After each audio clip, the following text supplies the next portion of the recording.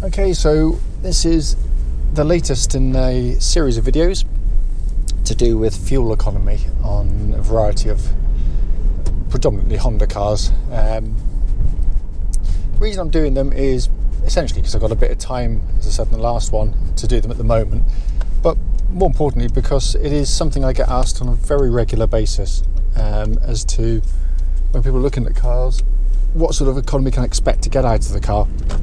And again, people find that the economy figures quoted by the manufacturers are always on the high side and probably unachievable, mostly because they come from sort of laboratory style tests, not in the open air, not on undulating roads, that kind of thing, so not the real world. But also the motoring press tend to give figures which are probably far lower than you'd expect to get, and actually be quite disappointing. And that's always been a bone of contention with me, because I feel there is a bit of the motor press should try and feed back what in reality you should be able to get from a car, but when they road test the cars,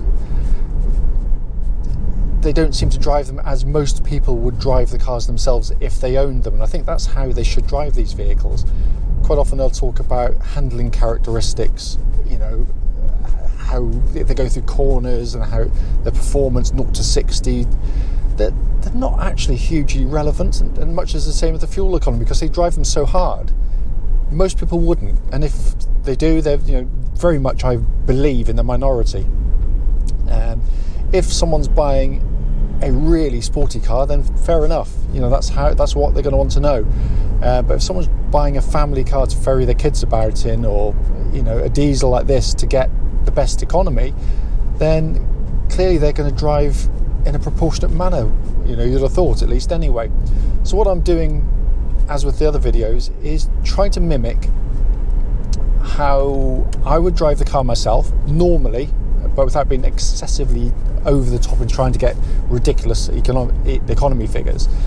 And I'm going to mix it up on a few roads, and it isn't entirely scientific, of course. There's all sorts of holes in kind of what I'm doing today, but I think it would be representative of what quite a few people would do and how they would drive the car. The first part, because it's going to be split up into sections, the first part is basically along these little B roads close to where we are to the motorway, and a lot of that is uphill, and also the car's been started from absolute cold, which I think again should be fair, because most people start the cars from obviously cold. I've got the air conditioning on, I've got my heater on, so I'm trying to sap a bit of power out of the engine that way.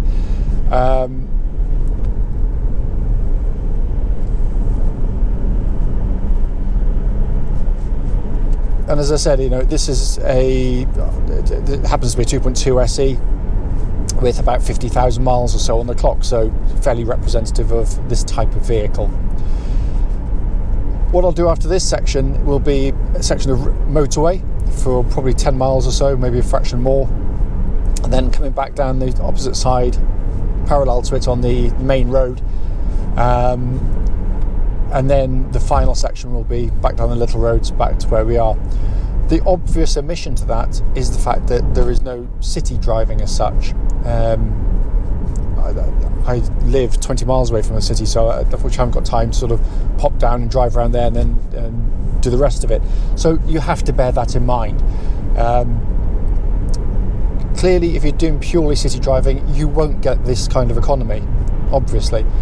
And worth pointing out that a lot of people driving the car will get better economy than me.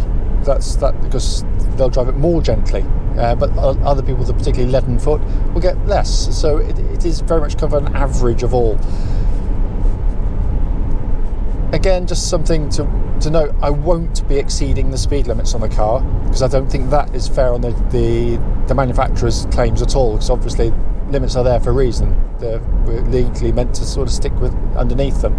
But I will be driving to them. So if it's a 60 mile an hour limit, I'll be driving 60 where I can, 70 on the motorway, 30, 40, whatever it happens to be. And so I will do the best I can. And I'll drive it, as I said, as I do.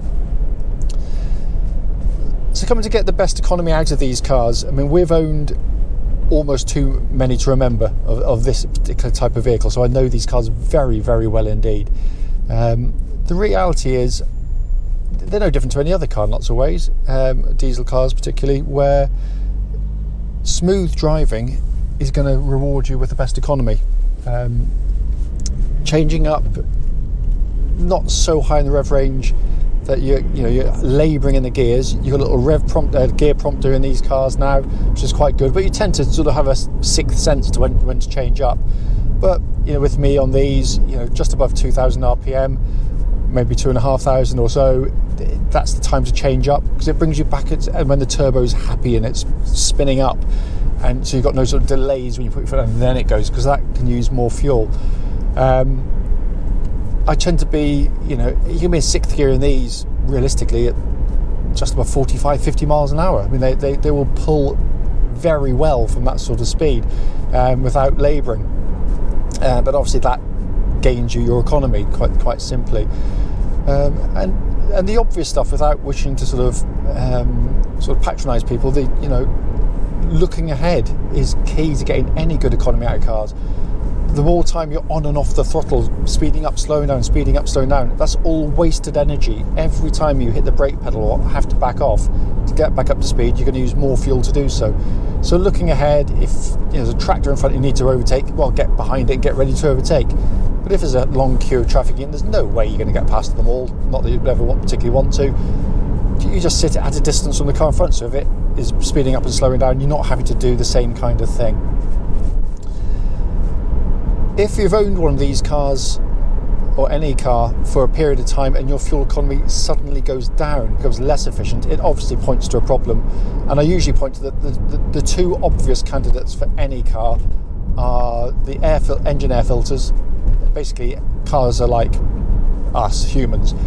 The engine sort of needs air to breathe, and if the air filter is clogged or blocked, then it can't get the air in, it doesn't combust efficiently, so the fuel economy will noticeably dip. The most common one, actually, in our experience, is where if a car's been stood for some time, quite often, if after a drive, very carefully, so don't burn yourself, don't want anyone doing that, put your hand on the wheel towards the centre and just see if any of the wheels are warm or hot, or different temperatures to the others. That could point to a binding brake, basically. Usually very, very easily resolved and very quickly indeed. It's usually just where the pads can't slide in and out as they should, so the little pins or the little runners that they sit on need attending to. So I'm pretty much at the motorway now. My first section of motorway driving, which I wasn't expecting to be good, by the way, so because as I said, it is uphill, and I'm at 34.2 miles per gallon. And what I'll do when I come to the end of the motorway, or towards the end of the motorway, I'll give you an update at that point. Right, so coming to the end of the motorway section now. We're up to 14 miles or so it's about 10 miles-ish on the motorway. Just in terms of kind of weather conditions, it's dry now, quite blustery outside. Road surface clearly is dry, so obviously that does help to some degree. Traffic relatively heavy actually for this time of day. It's a bit of a surprise. Fuel economy, we're now up to 43.2 miles per gallon. So as I said, I'll be coming off now and coming back down the A38 on the opposite side of the motorway, and I'll give an update when we're just about to come off the main road. Okay, so I'm coming to the end of this section of main road now. We're up to 25 miles or so. I'm about to turn off back down the little B roads to where we started from. Currently up to 48.4 miles per gallon. Traffic's been relatively heavy actually. It's a bit stop-start. It goes to show actually when the stop-start comes into its own, because I sat at the traffic lights there for a few minutes, engine was off the whole time because there's plenty of charge in the battery to do it. So quite efficient in that way. So I will give the final update and final recording of the miles per gallon at the next stop.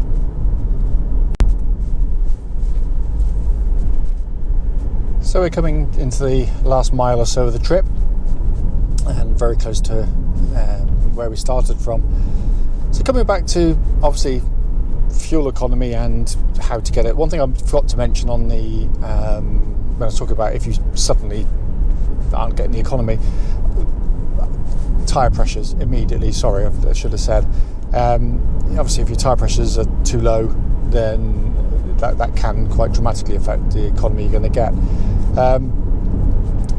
I always remember when I got my very first Honda Accord diesel. I think I mentioned it in one of the other videos. I was actually really quite disappointed because I was expecting to get 45, 50 to the gallon, and I was struggling to get much more than 35. And I spoke to the chaps at Honda, and they said to check all those things, you know, the tyre pressures and the brakes and air filter. But then one chap, because I'd known him for many years and had worked with him at the same dealership, said, you know, you basically might not want to hear this, but try looking in the mirror. It's nearly always how you're driving the car, and because I'd always driven petrol cars, or most of the time up to that point, he said just get the car up to the higher gears. You know, don't drive it like a petrol car. And literally overnight, I was into 45. I suddenly realised it really was trusting the car to be able to cope with the higher gears for much more than I was doing. So yeah, first port of call. Question how you're driving the car yourself, I guess, is the long and the short of it. So coming to the end now, 28.5 miles and 49.5 miles per gallon, so just under 50 miles per gallon. As I said, it's not scientific, it's just for a bit of curiosity and a bit of fun as much as anything else, and if it's been of any help, then that's absolutely terrific.